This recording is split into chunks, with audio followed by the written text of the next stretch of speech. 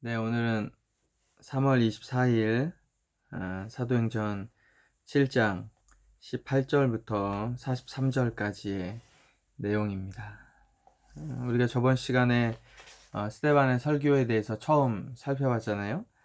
스데반의 설교는 사도행전 안에 상당히 중요한 설교고 성경 전체적으로도 매우 중요한 설교입니다.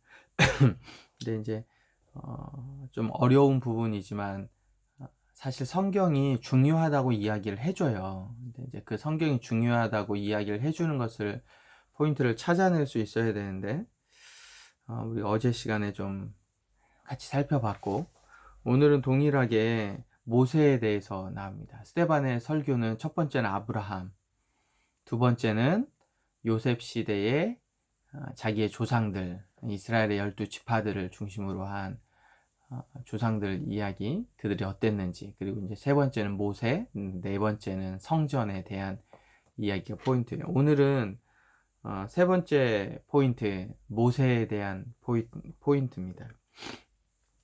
여러분, 이스라엘과 모세의 관계가 좋았을까요?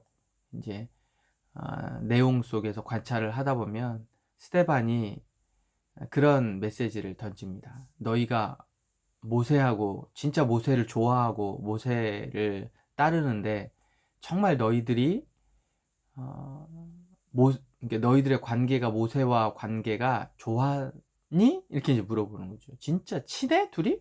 왜 이렇게 물어요?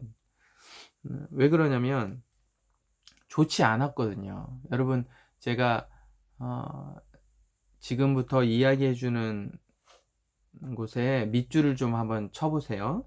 출애굽기 5장 21절, 출애굽기 14장 11절에서 12절, 출애굽기 15장 23절에서 24절, 출애굽기 16장 2절, 출애굽기 16장 20절, 출애굽기 16장 28절, 출애굽기 17장 3절, 출애굽기 32장 1절에서 6절. 자, 여기가 출애굽기에서 모세와 이스라엘의 관계가 아주 불편했던 곳이에요. 그러니까 이스라엘이 모세에게 원망했던지, 하나님한테 원망이죠. 아니면 불순종했던지에 대한 부분이에요. 벌써 몇 개가 나와요? 7개가 나와요. 출애굽기에만 특별히 14장부터 32장까지는 하나, 둘, 셋, 넷, 다섯에서 7개, 8개 나오네요. 5장 21절 포함하면 원망하고 불순종했던 내용들이 8번이나 등장을 해요. 반복적인 표현인 거예요. 반복적인 표현들. 그러니까 모세가 하나님의 말씀을 대언해서 명령을 내렸지만 이스라엘은 잘 따르지 않았던 모습이 광야의 시대의 모세와 이스라엘의 관계였어요. 자, 그거를 이스라엘 백성들이 잘 알고 있습니다. 왜냐하면 출애굽기를 알고 있으니까. 그리고 오늘 본문 말씀을 관찰해 보면 여러분 20절에 보면 하나님께서 모세를 보호하신 부분이 나와요.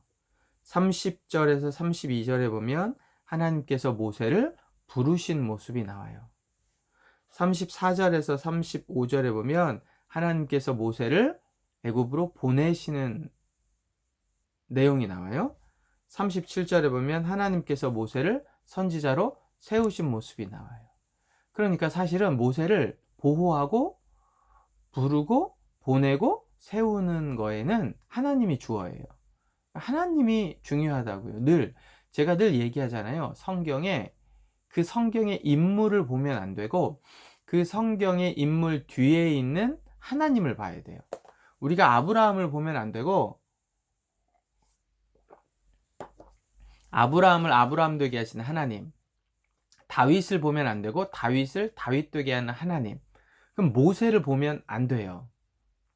모세 뒤에 있는 하나님을 봐야 되는데 유대인들은 그 하나님은 뒤로 제쳐놓고 모세에게만 집중한단 말이죠. 이게 아주 안 좋은 거예요. 근데 안 좋아도 그 사람에게 집중이라도 잘 하면 좋은데 그것도 잘 못한단 말이에요. 왜냐하면 모세에게 어떻게 대했냐? 여러분 39절에 보세요.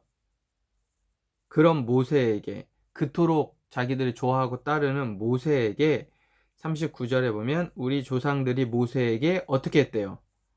복종하지 아니하고 거절했다는 내용이에요. 여러분 39절에 보면 복종하지 않습니다. 이스라엘 백성이 41절에 보면 복종하지 않는 걸 넘어서 우상 숭배를 해요. 근데 42절에 보면 우상 숭배를 한 번 딱 한 게 아니라 40년 동안 42절을 보면 희생과 제물을 드린 적이 없다고 하나님은 말씀하세요. 또 43절에 보면 어떻게 돼요? 아주 멸망당합니다. 이게 점강법이죠. 점점 불순종하고 따르지 않고 그걸 넘어서 우상 숭배하고 단 한 번이 아니라 40년 내내 그러고 결국에는 견디다 못해 하나님이 멸망시켜 버리는, 이게 누구예요? 이스라엘 백성들이란 말이죠.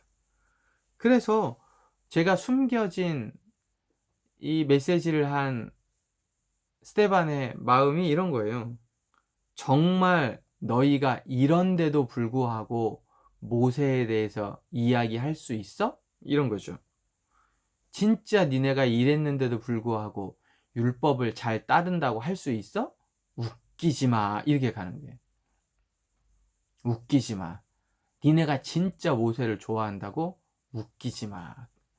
니네 조상들이 이랬는데 이걸 너희들 알 거 아니야. 그러니까 너희가 정말 모세를 좋아한다면 너희는 너희 조상처럼 하지 말아야지. 근데 왜 너희 조상이 했던 행동과 똑같이 해? 이게 이제 모습이죠. 너희 조상들이 불순종한 모습 알잖아. 근데 왜 너희도 불순종해? 니네가 나를 잘 따랐다고? 너희 조상이 얼마나 나에게 원망하고 불순종하고 우상 숭배하고 40년 동안 한 번도 제대로 희생과 제사를 드리지 않았던 거 너희들 구약 성경을 다 읽어서 알고 있잖아. 근데 그럼 니네는 어떻게 해야 되겠어? 니네는 그렇게 하면 안 되지. 조상들의 모습대로 하면 안 되지. 니네는 정말 하나님이 어떤 분인지를 알아야지 제대로.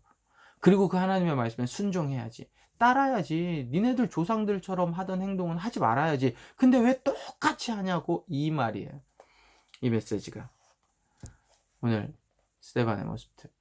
여러분, 우리는 가끔씩 생각해 봐야 됩니다. 뭘 생각해 봐야 되냐면, 우리에게, 이스라엘 백성들에게 하나님이 말씀해 주셨잖아요. 그리고 율법을 주셨잖아요. 근데 그것대로 안 살았어요.